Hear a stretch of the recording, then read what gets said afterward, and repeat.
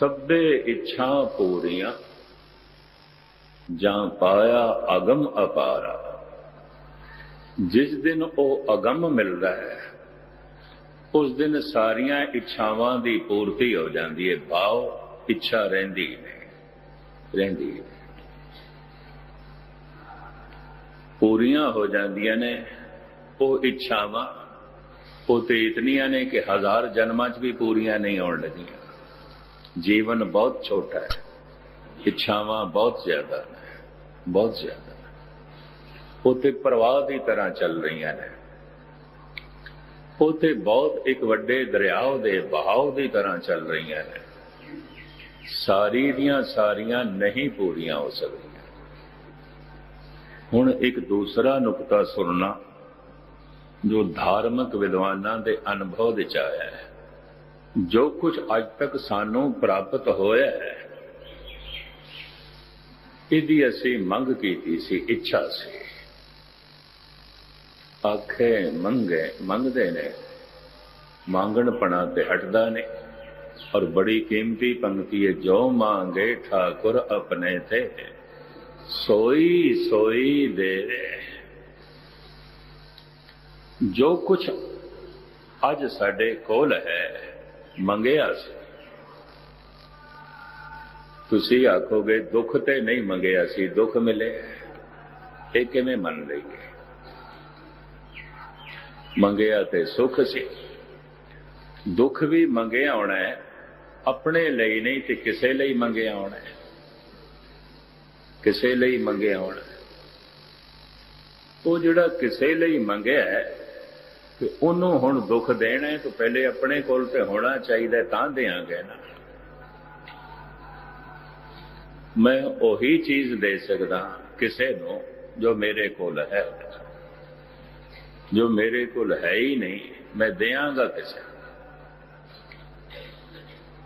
तो रब्बी एक नियम है, जो तू किसे लिए मंग रहे हैं, पहले तेनू मिलेगा, फिर तू दे दें। तू दे दे। सारे संसार दे लोकी गिले करदे मिलणगे, पुत्र ने दुख दिता है। मां बाप तो दुखी हाँ, पत्नी तो दुखी हाँ, पति तो दुखी हाँ, भरा तो दुखी हाँ, पड़ोसी तो दुखी हाँ, इस राजनीति तो दुखी हाँ, हुक्मरान तो दुखी। उस तो दुख मिल रहा है, उस तो दुख मिल रहा है, उस तो दुख मिल रहा है, उस तो दुख मिल रहा है।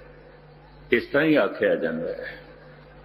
अनुभवी ये गल है, जिस तो मिल रहा है दुख, ये मैं मंगिया सी। बिना मंगिया नहीं कुछ मिलता। कहते ने बच्चा रोवे ना ते मां भी दुध नहीं देती। बहुत कुछ असी मंगते हैं ते परमात्मा को सानों मिलता है, पर वो ऐसा दाता है, अणमंगिया दान देवना, कहो नानक सच संभाल जियो। कुछ मंग साडे अंदर नहीं पैदा होती, पर वास्तविक साडी लोड़ होती है, वो अणमंगिया ही नहीं जाता है। जैसे असी हवा की मंग ते नहीं करते, मिल रही है, प्राण चल रहे, एक कोई मंग असी की ते मिल रही है। ते हवा एक सैकंड वास्ते भी ना हो तो असी नहीं हो सकते, पर ये तो अणमंगिया ही मिल रही है। जितना जरूरी है वो अणमंगिया मिलता पे, जिहड़ा गैर जरूरी है वो मंगण नाल ते पुरुषार्थ नाल प्राप्त होता है। दुख दा मूल कारण इच्छा। ते एक इच्छा होंदी ते कदों दी खत्म हो गई होंदी। इच्छावां दा प्रवाह, नदी, दरिया। इच्छावां वधियां जा रही ने, दुख वधदे जा रहे ने। अगर ये एक बड़ी प्रबल सच्चाई है कि सारा संसार दुखी है, तो हर व्यक्ति के अंदर इच्छा दे दरिया पे चलते हैं। और की है, मंगा दे दरिया पे चलते हैं। जो कुछ मिले अज तक सानू साडी मंगा ने, ਤੇ ਮੰਗਾਂ ਹੋਰ ਰੋਜ਼ ਵੱਧਦੀਆਂ ਜਾ ਰਹੀਆਂ ਨੇ। ਇਨ੍ਹਾਂ ਹੀ ਮੰਗਾਂ ਨੇ, ਇਨ੍ਹਾਂ ਹੀ ਇੱਛਾਵਾਂ ਨੇ ਬਾਰ-ਬਾਰ ਜਨਮ ਕਰਾਈ ਜਾਣਾ ਹੈ, ਕਿਉਂਕਿ ਇੱਛਾਵਾਂ ਜੋ ਬਥੇਰੀਆਂ ਨੇ ਤੇ ਜੀਵਨ ਛੋਟਾ ਹੈ। ਇਹ ਸਾਰੀਆਂ ਮੰਗਾਂ ਪੂਰੀਆਂ ਹੋਵਣ, ਇਹਦੇ ਲਈ ਜੀਵਨ ਛੋਟਾ ਹੈ। ਤੋ ਪ੍ਰਭੂ ਹੋਰ ਜਨਮ ਦਿੰਦਾ ਹੈ, ਹੋਰ ਜਨਮ ਦਿੰਦਾ ਹੈ, ਹੋਰ ਜਨਮ ਦਿੰਦਾ ਹੈ। ਪਰ ਹੋਰ ਜਨਮ ਦੇ ਵਿੱਚ ਹੋਰ ਇੱਛਾਵਾਂ ਵੀ ਨਾਲ ਜਨਮ ਲੈਂਦੀਆਂ ਜਾ ਰਹੀਆਂ ਨੇ। ਤੋ ਇੱਛਾਵਾਂ ਦਾ ਇਹ ਪ੍ਰਵਾਹ ਜਨਮ ਮਰਨ ਦਾ ਪ੍ਰਵਾਹ ਬਣ ਜਾਂਦਾ ਹੈ। ਉਮੀਦ ਇਹ ਗੱਲ ਪਕੜਦੇ ਚਾਹੀਏ। ਕਾਮਨਾਵਾਂ ਦਾ ਇਹ ਪ੍ਰਵਾਹ ਜਨਮ ਮਰਨ ਦਾ ਪ੍ਰਵਾਹ ਬਣ ਜਾਂਦਾ ਹੈ। ਤੇ ਜਨਮ ਤੇ ਮਰਨ ਦੇ ਪ੍ਰਵਾਹ ਨੂੰ ਅਗਰ ਰੋਕਣਾ ਹੈ, ਨਾ ਹੋਵੇ, ਇਹ ਨਾ ਹੋਵੇ, तो फिर महाराज कहते ने काहू फल की इच्छा नहीं बाछे, केवल भगत कीर्तन संग राज। ऐ ते बड़ा औखा काम है, बस यही औखा है। काहू फल की इच्छा नहीं बाछे, केवल भगत कीर्तन संग राज। यूरोप के दार्शनिक ऐसा कहते ने कि हिंदुस्तान के संत बिल्कुल पागलपने की गल करते हैं।